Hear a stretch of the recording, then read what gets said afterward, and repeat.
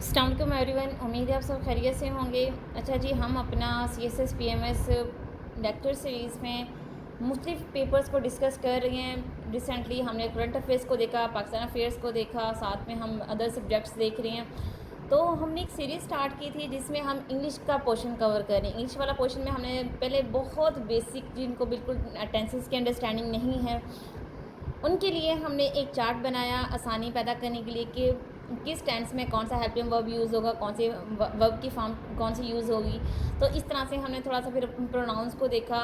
तो हम बहुत बेसिक से एडवांस की तरफ जा रहे हैं। तो आज हमारा English CSS PMS English full course, या फिर हम टेंसेस कह सकते हैं, फुल कोर्स का लेक्चर नंबर 3 है। आज हम डिस्कस करने जा रहे हैं मोस्ट इम्पोर्टेंट टॉपिक अपना प्रपोजिशंस का।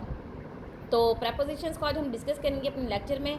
एंड तक ज़रूर पूरा लेक्चर सुनिएगा, क्योंकि इसमें बहुत सारी आपकी क्यूरीज़ हैं वो सॉल्व होंगी, और ना सिर्फ सॉल्व होंगी बल्कि आप इस काबिल हो जाएंगे कि किसी भी कम्पिटिटिव एग्ज़ाम में अगर आप अपियर होते हैं तो आप अपने पूरे मार्क्स उसमें गेन कर सकें। लाइक अगर आपके 10 मार्क्स हैं तो आप उस 10 के 10 गेन कर सकते हैं, अगर आप चीज़ों को अच्छे से समझ के ट्रिक से कर लेते हैं। तो चलिए जी स्टार्ट करते हैं। सबसे पहले हम प्रपोजिशन की बात करेंगे। एक कंसेप्ट है प्रपोजिशन क्या है, what is preposition. Preposition basically एक ऐसा वर्ड है विच कम्स आफ्टर, या फिर विच कम्स बिफोर नाउन और प्रोनाउन। ठीक है। प्रपोजिशन पहले पोजीशन, यानी कि पोजीशन होता है कंडीशन होना, एक्शन होना। तो कहते हैं कि पोजीशन से पहले जो वर्ड आएगा वो क्या होगा, प्रपोजिशन होगा। ठीक है। तो ये रिलेटिंग वर्ड्स भी होते हैं, क्योंकि ये सब्जेक्ट को रिलेट कर रहे होते हैं, क्योंकि जो प्रपोजिशन के बाद आता है वो बेसिकली सब्जेक्ट होता है, नाउन होता है, तो उसी को इंडिकेट करते हैं, डिनोट करते हैं, उसी को एक्सप्लेन कर रहे होते हैं अपनी वर्डिंग के ज़रिए। तो कहते हैं कि अगर कोई भी सेंटेंस प्रपोजिशन से स्टार्ट हो तो ठीक है, उसके बाद ऑब्जेक्ट लगाना मस्ट होता है।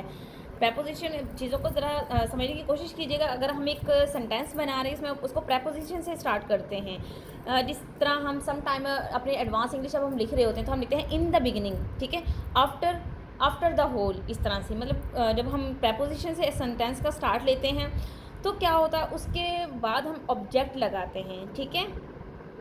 तो किस तरह होगा इसका, हम इसकी एग्जांपल देंगे। In the beginning over party was so weak. ये कि जब स्टार्ट में पॉलिटिक्स की बात कर रहे हैं, इधर वो कह रहे हैं कि जब पॉलिटिक्स में मैंने कदम रखा तो इन द बिगनिंग स्टार्टिंग में मेरी जो पॉलिटिकल पार्टी थी बहुत ज़्यादा वीक थी। ठीक है। तो प्रपोजिशन कहाँ पे आया, बिल्कुल स्टार्ट में। ठीक है।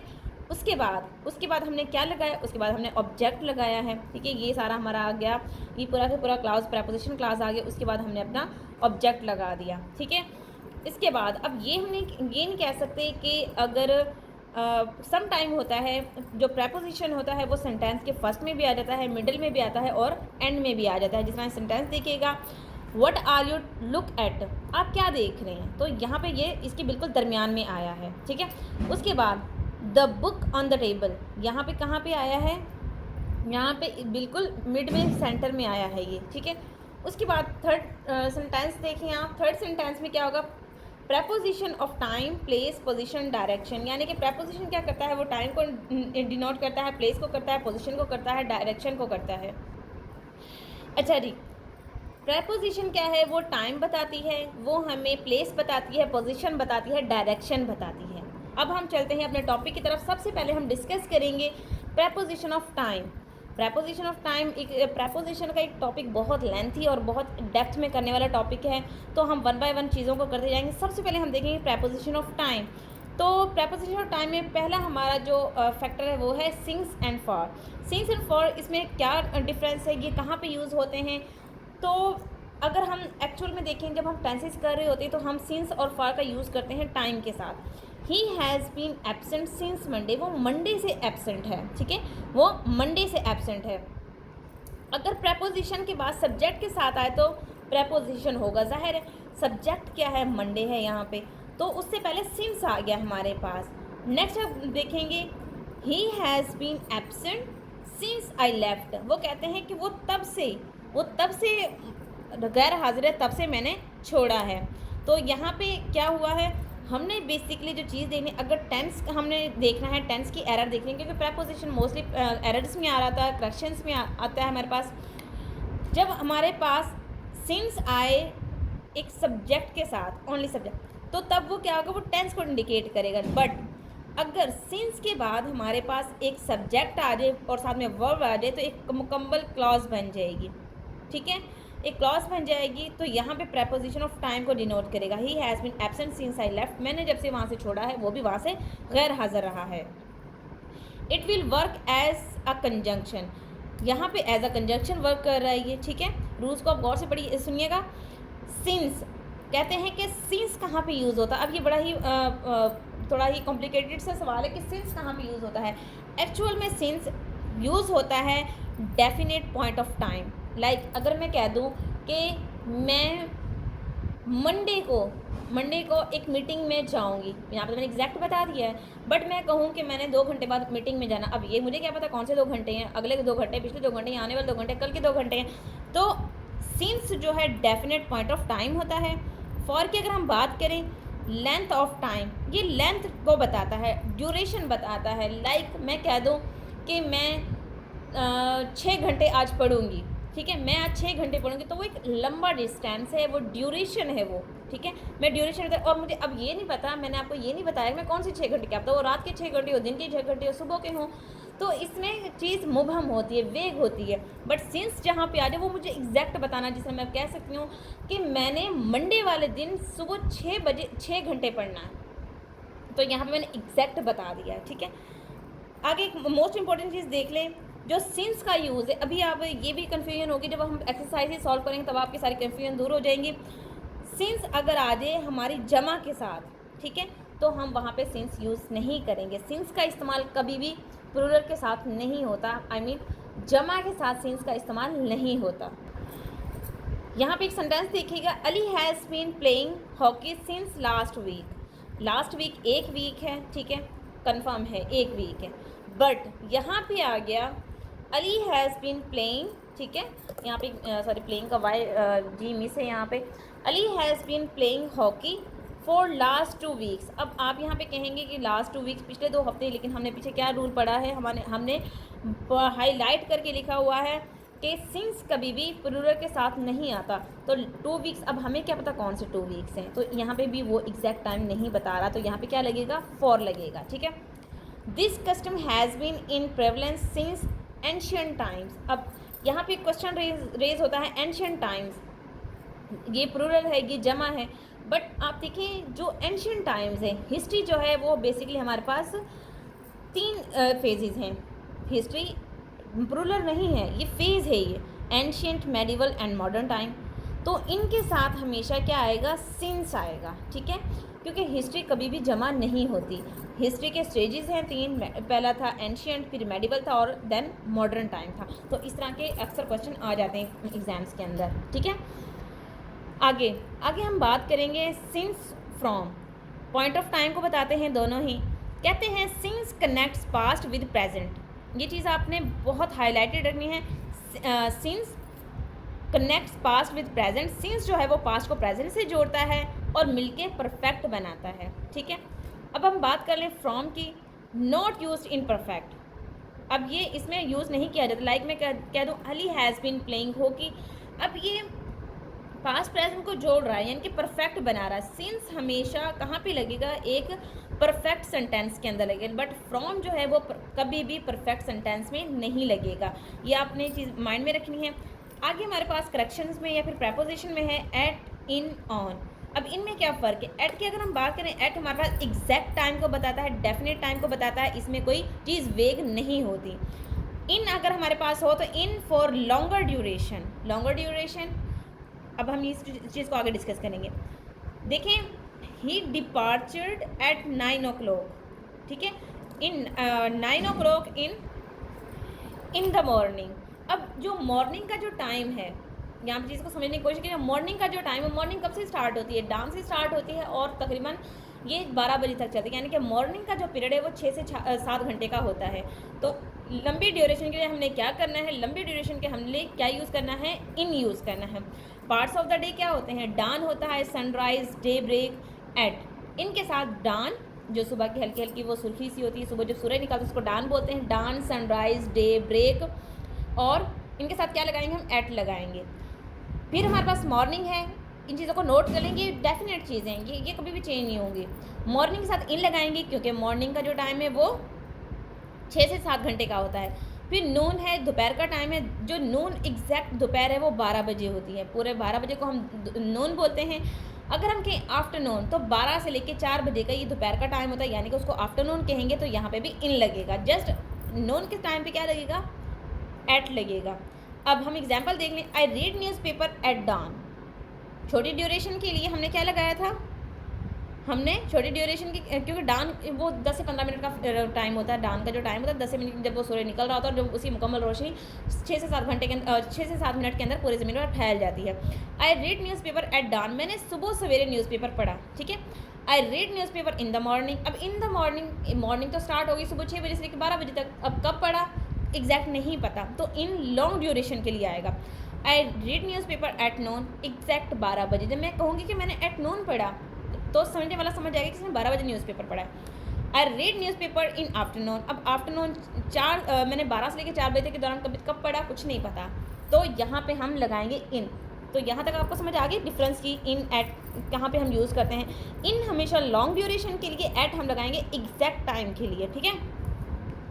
उसके बाद इवनिंग के साथ हमेशा इन आएगा, क्योंकि इवनिंग स्टार्ट होती है तकरीबन मगरिब से लेकर और ये चलती है 7-8 बजे तक, तो इवनिंग के साथ हमेशा इन आएगा। डस्क, ट्वाइलाइट, सनसेट एट लगेगा, क्योंकि डस्क, ट्वाइलाइट, सनसेट ये थोड़ा सा टाइम होता है मगरिब से बाद का, यानी कि जब सूरज गुरूब हो रहा होता है, हल्की सी रोशनी होती है मध्यम सी, तो उस वक्त क्या होता है उसको हम एट बोलेंगे। वो भी 5 से 10 मिनट का टाइम पीरियड होता है, तो वहाँ पे भी क्या लगाएंगे, हम एट लगाएंगे। नाइट के लिए हम 2 वर्ड यूज़ कर सकते हैं, एट, इन। अब हम बात कर लें जनरल सेंसेस में, अगर आ जाए नाइट, ठीक है, नाइट का कंसेप्ट अगर जनरल सेंसेस में आए तो हम लगाएंगे एट, और अगर पर्टिकुलर सेंस में आए तो हम लगाएंगे इन, ठीक है। मिडनाइट के लिए हमेशा एट लगेगा, क्योंकि मिडनाइट कब होती है, वो तो छोटा सा पीरियड होता है जिस तरह नून का होता है 12 बजे का, तो क्या लगाएंगे, हम एट लगाएंगे। अब यहाँ पे हमारे पास देखें concept, for short duration at लगेगा। दोबारा चीज़ों को रिपीट कर लीजिए, फॉर शॉर्ट ड्यूरेशन या एग्जैक्ट टाइम के लिए हम एट लगाएंगे, और लॉन्ग ड्यूरेशन के लिए हम इन लगाएंगे, ठीक है। अब लॉन्ग ड्यूरेशन में ईयर्स, मंथ एंड सीजन्स, इनके साथ क्या लगेगा, इन लगेगा। लाइक मैं कह दूँ I will go in summer, ठीक है। आगे मंथ के साथ हमेशा इन लगाते हैं, अगर तारीख आ जाए तो हमेशा ऑन लगाते हैं। जिस तरह मैं कह दूँ कि माई बर्थडे इज़ ऑन 21 दिसंबर, ठीक है, 21 दिसंबर, या फिर मेरा 2 फेब होता है, 2 फेब, ऑन 2 फेब मेरा जो बर्थडे होता है। इस तरह से मतलब हम चीज़ों को बता सकते हैं। अगर मंथ के साथ डेट आ जाए तो हम ऑन लगाएंगे।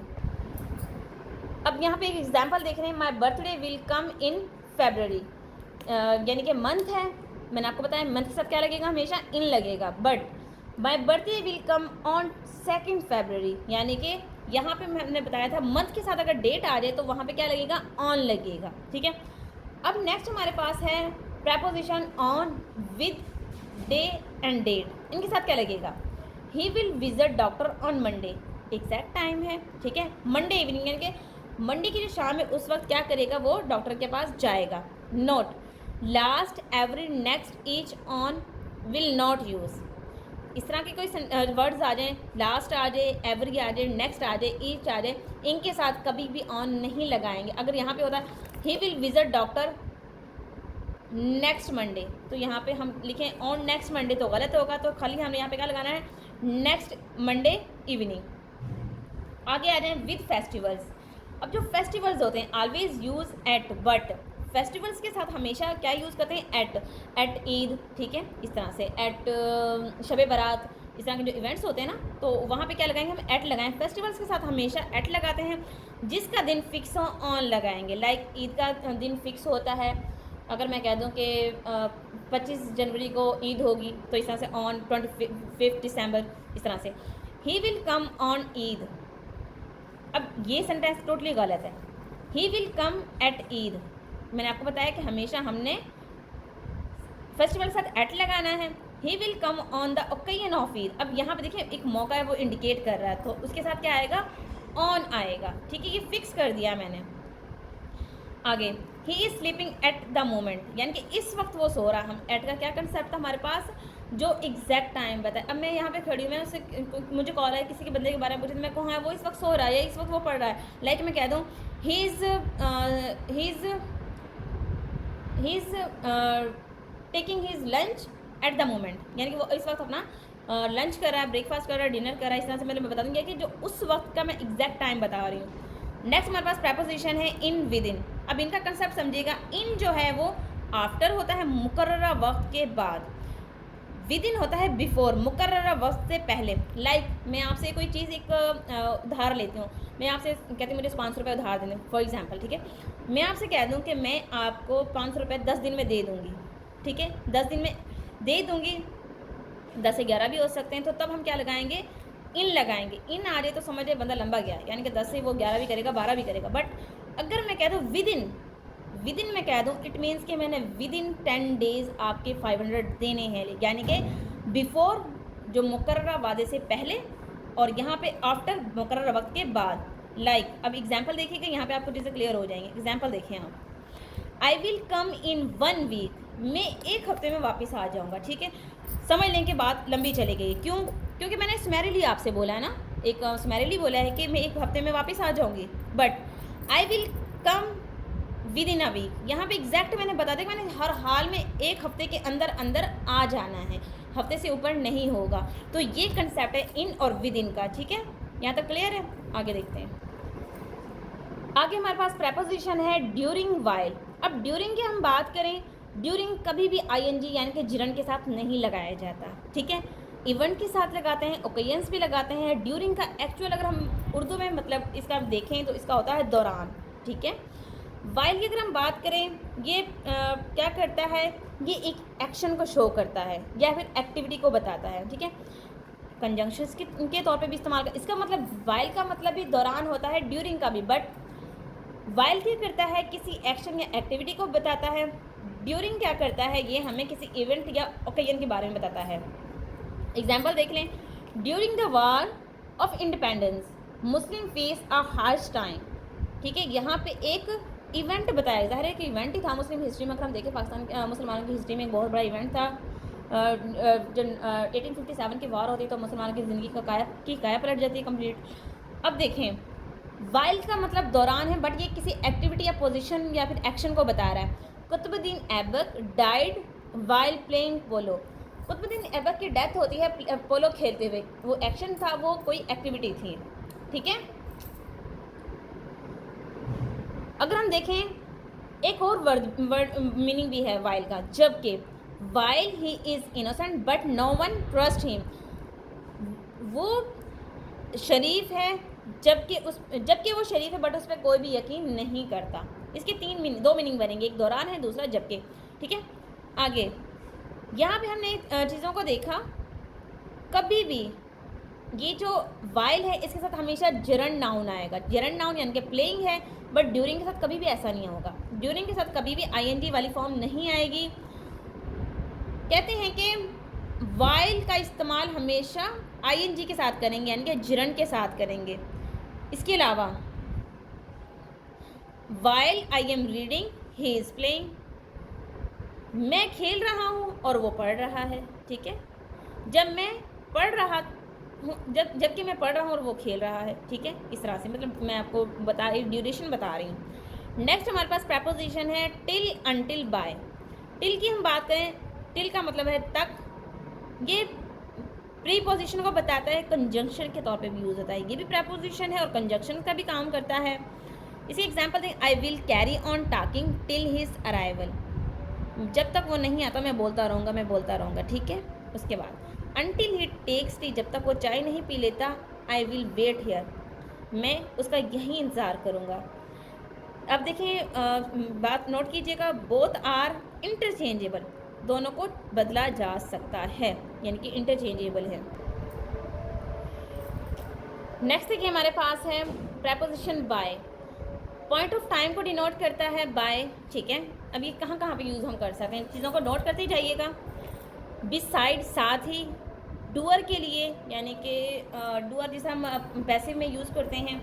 कि the tea is drunken by me, ठीक है, इस तरह से मतलब डूअर को जाहिर करता है, और बाय वक्त को या टाइम को भी डिनोट करता है। अब एग्जांपल देखें, the lunch is eaten by her, यहाँ पे डूअर का काम कर रहा है। But there is a park by the canal, यानी कि कैनाल के साथ, यहाँ पे देखिए मैंने बिसाइड आपको बताया हुआ है, बिसाइड के साथ यानी कि साथ ही को डिनोट करेगा बाय।